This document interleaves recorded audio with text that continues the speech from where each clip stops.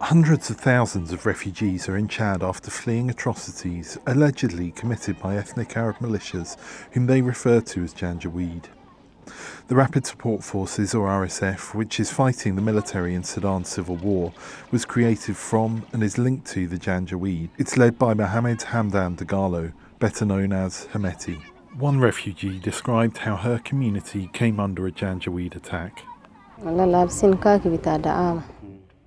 They were dressed like normal citizens. 2 or 3 of them started killing and attacking people. That's what I saw.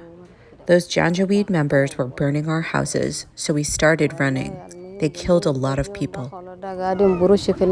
In May, representatives from a United Arab Emireates aid group visited Kafrun to draw attention to its efforts to help refugees like Badr.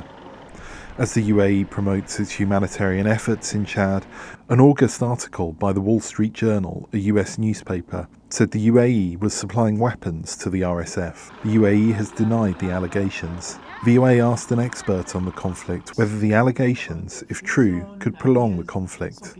Sudan will never find peace if we don't find a way to deal with the UAE. I have been saying this like multiple times.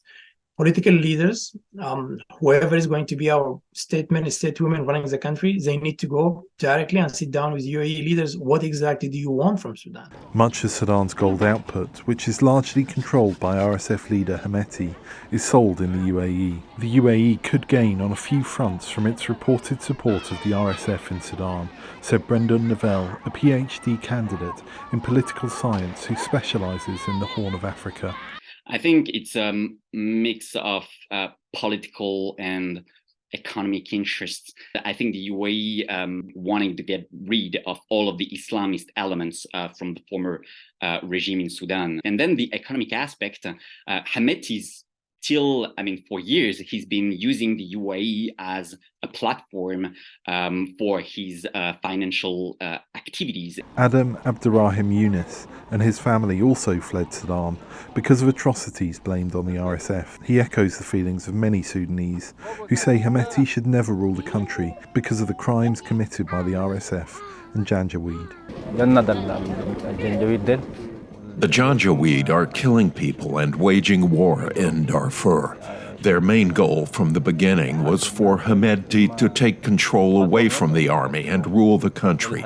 What he has succeeded in is uniting the people against him. How can he rule those people now? In a statement made to VOA, the UAE Ministry of Foreign Affairs said, "The UAE categorically refutes the claims and allegations detailed in your story. The UAE has not supplied arms and ammunitions to any of the warring parties in Sudan since the outbreak of the conflict." The UAE has also set up a field hospital to help refugees in the same Chadian town from where the weapons allegedly supplied to the RSF originated. It has called for an end to the fighting in Sudan. Henry Wilkins, VOA News, Adre, Chad.